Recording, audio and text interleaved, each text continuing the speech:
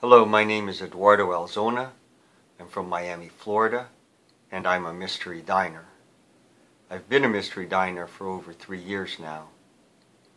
And a mystery diner is a person that goes to eating establishments, restaurants, eateries, cafes, lounges, and evaluates the dining experience from the minute that you walk into the door till the time that you leave the establishment.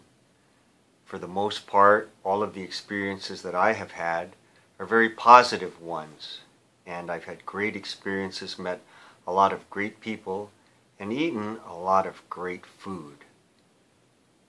I think this mystery dining experience and this mystery dining position is one that is perfect for me because I do enjoy eating out. I like a wide variety of cuisine as well. So I'm able to satisfy my needs and urge to go out, have a great time, and have a great meal and a good experience at the same time while doing this mystery dining.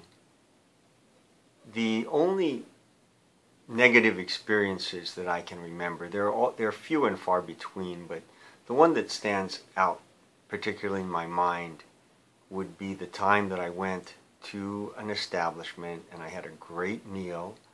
It was really an enjoyable experience. The food was the right temperature, the food was tasty, but the culminating experience was when I saw a roach crawling on the wall right opposite of my table, and it was one of those small German cockroaches.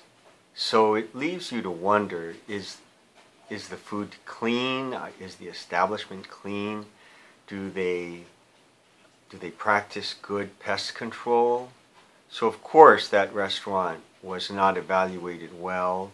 It got some bad marks for that experience, and I'm sorry to say that even something so small as a roach, a rodent, or any kind of critter really hampers the dining experience from the customer point of view.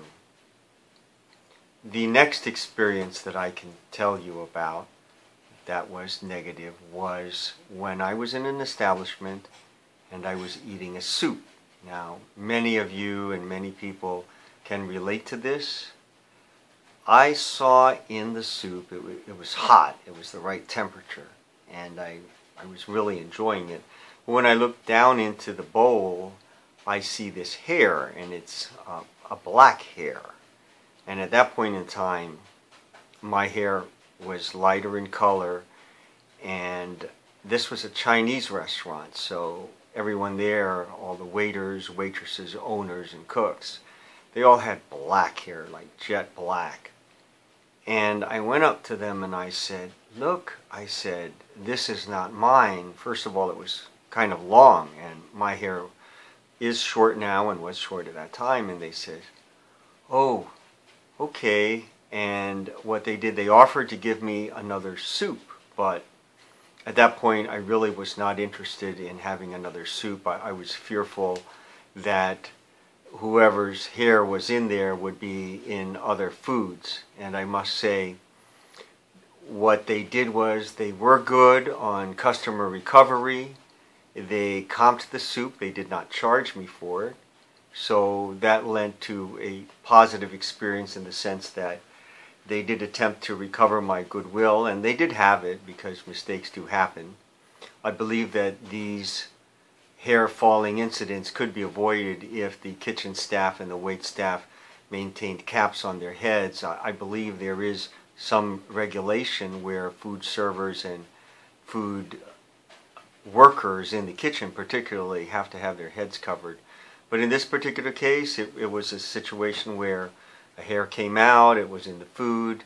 Most people are really very turned off by this experience, and I try not to think about it. It did place a negative thought in my mind, but I dispelled it as quickly as I could. I finished eating the meal that I had. They comped the soup, but I must say I did not return there for a long time. As a matter of fact, it was a couple of years till I could bring myself to come back into that place, because the only thing that I could think about, of course, was the hair in the soup. The third and the last experience, I think, would be the time that I had ordered crab legs from a restaurant, and crab legs are supposed to be crisp, particularly the Alaskan and the snow crabs and the king crab legs. Those are long, and you should be able to snap them in half like a pea and squeeze the contents and the meat out. And they're usually bright red, reddish orange in color, like lobsters. When lobsters and crabs are cooked, they turn into that very dark red, reddish orange color. Now these came out of the kitchen. They came out gray. They came out soggy and soft. You couldn't snap them in half. I then called the waitstaff, addressed it to the waitress. She was very accommodating, and we also made this comment to the manager. And the manager as well attempted customer service, good customer recovery, and offered to furnish another plate of these crab legs, of course, which I accepted. But lo and behold, the experience was the same, the quality, the consistency, they really weren't that much better. What I had suspected was happening was that they were using and reboiling crab legs from the night before or from a different batch and just reusing them. Or they could have been previously frozen, which also hampered the freshness and the taste and the entirety. How do I evaluate the dining experiences as a mystery diner? Basically, it's the experience that you receive when you walk into the door, the entire experience as a whole, as an aggregate whole, a package, so to speak, from the way that you're greeted to the way that you're received, the way that you're seated, the presentation of the food, the taste, the freshness, the temperature, all of those things put together are evaluated when you're a mystery diner, and those are the things that you look at. I believe that I make a good mystery diner, and that many restaurants would want me to go in and evaluate their food. I'm pretty nondescript. I blend into the crowd. I'm a polite person. I don't give people a hard time intentionally. And I would evaluate the entire experience fairly. I have had experience as a waiter, waitstaff, server, and a bartender. So I would be perfect for this type of position. And I believe that any restaurant, and as a matter of fact, all restaurants, would be happy to have me evaluate and experience their food and let them know from an honest opinion how their dining experience is perceived and is received by the general public. Thank you.